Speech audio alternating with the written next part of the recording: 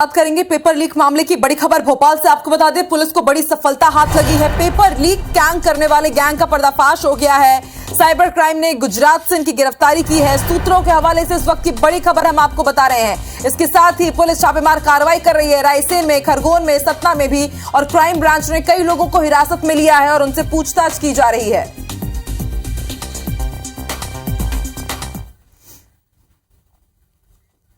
और ज्यादा जानकारी के लिए रुक कर लेते हैं भोपाल का हरप्रीत हमारे साथ जुड़ चुकी है। हरप्रीत, बड़ी सफलता, जो गैंग जो लगातार इस तरह का काम कर रहा था वो पुलिस के हत्थे चढ़ा है। कौन कौन इस गैंग में शामिल है, क्या उन्हें मध्य प्रदेश लाया जाएगा, किस तरह की पूछताछ की जा रही है, और इसके साथ ही मध्य प्रदेश के कई हिस्सों में भी छापेमार कार्रवाई की गई है। क्या अपडेट इस पूरी खबर पर? बिल्कुल, देखिए, कुछ दिन बाद यानी कम से कम 14 दिन बाद जो साइबर क्राइम पुलिस है उनके हत्थे ये आरोपी चढ़े हैं। जब टेलीग्राम पर ये पुलिस ने जांच की तो ये पता चला कि ये गुजरात से जो पेपर लीक करने का बात यहाँ पर उनको सामने आई थी, जिसके बाद टीम गुजरात पहुंची है। गुजरात से कुछ लोगों को गिरफ्तार किया गया, उन्हें लेकर भोपाल साइबर क्राइम पुलिस पहुंच रही है। इसके साथ ही यहाँ पर एक बात और सामने आई थी कि दरअसल जब ये पेपर टेलीग्राम पर डाला जाता था उसके बाद ये पेपर डिलीट हो जाता था। पेपर डिलीट हो जाने के चलते कई बार ऐसी स्थिति बनी थी कि पुलिस उन लोगों तक, आरोपियों तक नहीं पहुंच पा रही थी। लेकिन फिर एक महिला का यहाँ पर बैंक रिकॉर्ड मिला था जिसके फंड में ये पैसे डाले जा रहे थे।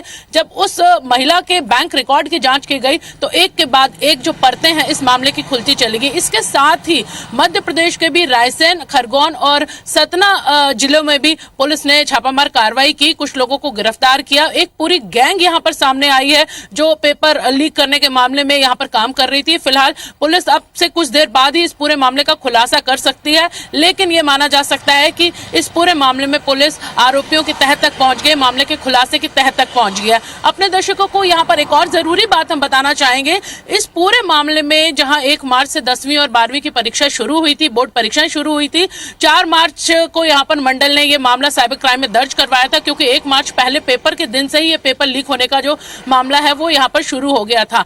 फिलहाल अब यहाँ पर पेपर जो है वो स्थगित किए जाएंगे, रद्द किए जाएंगे। इस पर फिलहाल माध्यमिक शिक्षा मंडल ने कुछ बोलने से इनकार कर दिया है।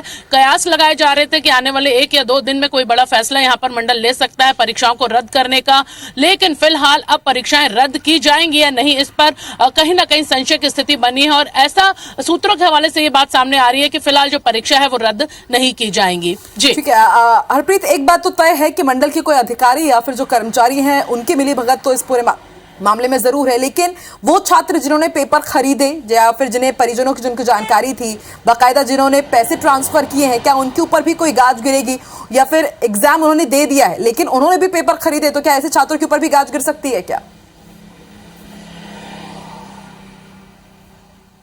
बिल्कुल, देखिए, यहाँ पर यही बड़ी संशय की स्थिति बनी हुई है, क्योंकि जिस तरह से पेपर लीक हुए हैं, पहले तो माध्यमिक शिक्षा मंडल हो या फिर स्कूल शिक्षा मंत्री हो, उन्होंने इसे सिरे से नकार दिया था। उन्होंने प्रेस नोट भी जारी किया था कि सिर्फ भ्रामक स्थिति बनाई जा रही है, पेपर लीक नहीं हो रहे हैं, या पेपर इस तरह से जो टेलीग्राम पर डाले जा रहे हैं वो कहीं भी ओपन नहीं हो रहे हैं। लेकिन बाद में जब परतें खुलती गई, जब पेपर देने के बाद बच्चों ने उन पेपर का मिलान उन जो लीक होने वाले पेपर है उनसे किया, तो बिल्कुल स्थिति साफ हो गई कि कक्षा 10वीं के 6 में से 4 पेपर और कक्षा 12वीं के 14 में से करीबन 3 पेपर जो है वो यहाँ पर लीक हुए हैं। और हूबहू वही पेपर, जो पेपर प्रश्न पत्र बच्चों को दिए गए हैं सेंटर पर, वही पेपर टेलीग्राम पर रात 12 बजे एक दिन पहले से नजर आ रहे थे। फिलहाल यहाँ पर साइबर क्राइम ने जरूर लोगों को गिरफ्तार किया, आरोपियों को गिरफ्तार किया है। माना जा रहा है कि मध्य प्रदेश से जिन लोगों की गिरफ्तारी हुई है उसमें कहीं ना कहीं कुछ कर्मचारी भी इसमें इन्वॉल्व मिल सकते हैं। जांच फिलहाल जारी है और कुछ देर बाद ही